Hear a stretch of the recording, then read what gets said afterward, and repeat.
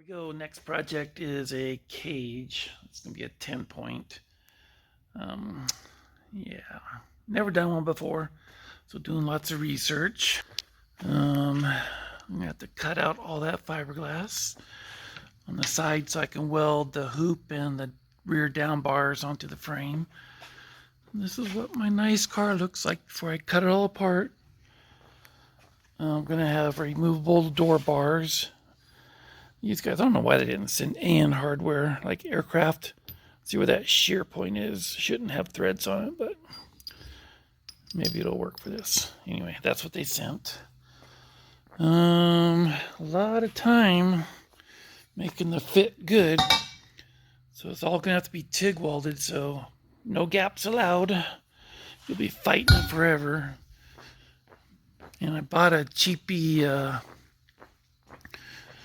coping blade tool here, but it broke, so I had to TIG weld it onto there. So we'll see if it works. All right, ready, go. Where I gotta cut the body out so I have access to weld to the frame. Doing a Chrome Molley 1 5/8, 10-point, 850 cage. Trying to do all the research on the locations and dimensions for the rule book. It's got to be TIG welded. It's going to have removable door bars. All right, got to figure all this out. Holy cow, what did I get myself into here? Okay, we got the main hoop in, but it's wrong.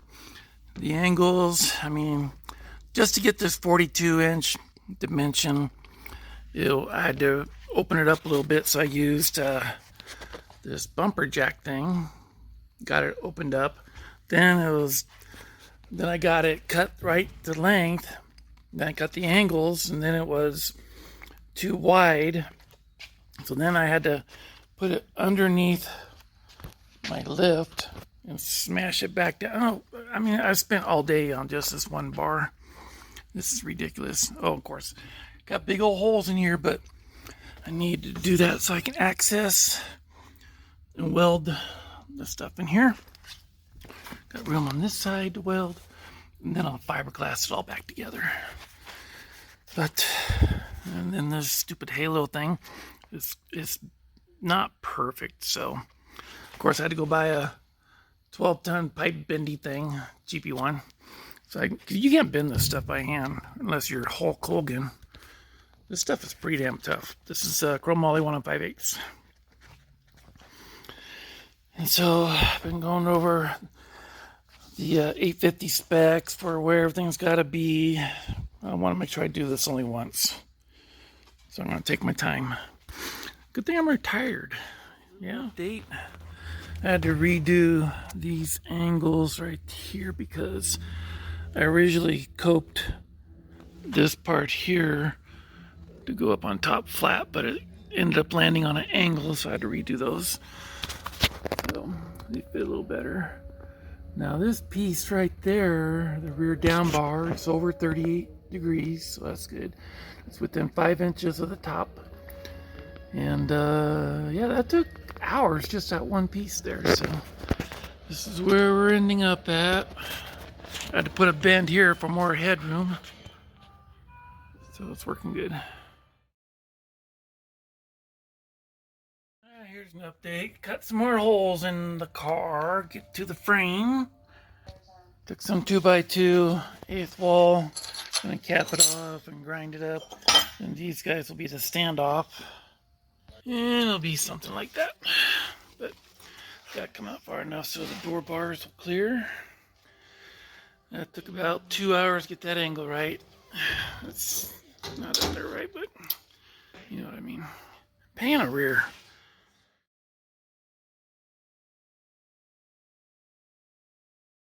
All right, see that one little bar coming up to there and coming down there at an angle to go into the box. Well, that's what it looks like. It don't look like much, but you have this angle, you have these angles, you have these angles. So that right there, to make that fit, was 2 hours for one of these. All right, try and do this with one hand, but you can't have any gaps when you're TIG welding. With MIG, you just run a bunch of wire in there and fill it, but any gap, it'll just burn a hole, then you're patching shit. It's such a pain in the ass, so that's why you want a good fit. And then that goes down to that kick out box over there. That one's got the swing out attachment on it. Comes up to there. Yeah, this is taking 352,000 times longer than I anticipated with all these stupid angles. So these plates will get welded to the frame, but everything else is all TIG welded. All the joints are TIG welded. Yep.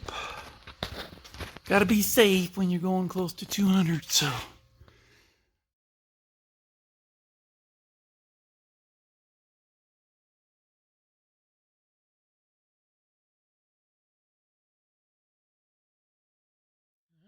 There's the 850 cage. Can't see it until you get down here.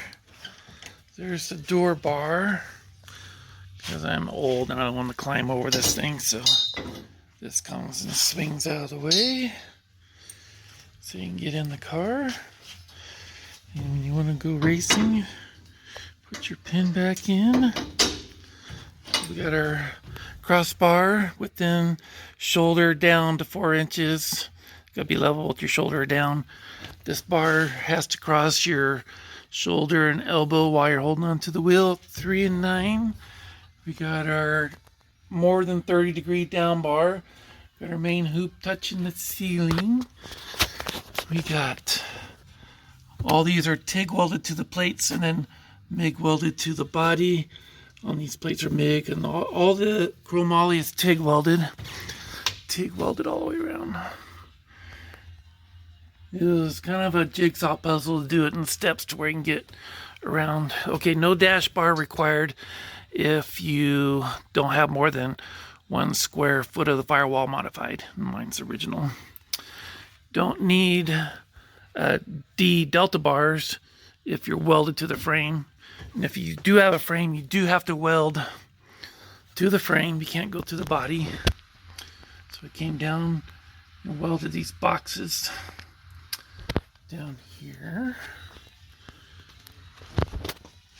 So you can still operate your T-tops here. Yep. So that all works. And I don't know if you can see anything back here. And another door swing out here.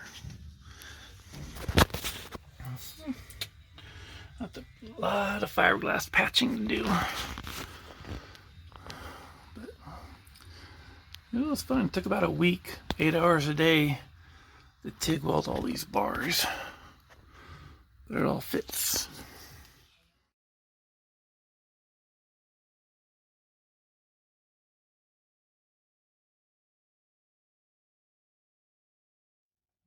Comparison between the large and the extra large.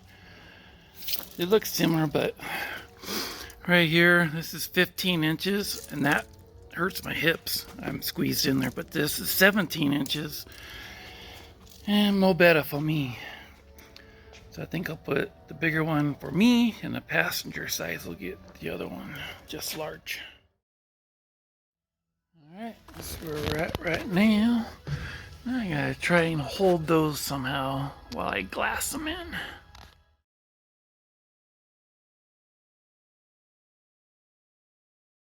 So here's the pattern. The only problem is these angles are different than these. I won't be able to bend them. Because it gets a bend there, and then a bend there. Then these have to bend down. So what I'm gonna have to do is cut here, make that bend, that and that, and then I'll have to weld this back together. Dang idea. There's 2 hours of work just trying to figure that out, but now to make it out of this stuff. Ready to go. We are all cut out. Time to bend her up. And cut a couple more pieces for the heater and the light switches down here. Alright, going on 6 hours metal fab work. The hardest part were these guys. I had to do that on the mill. That's for the window switch. So it's got nutserts there and there and there.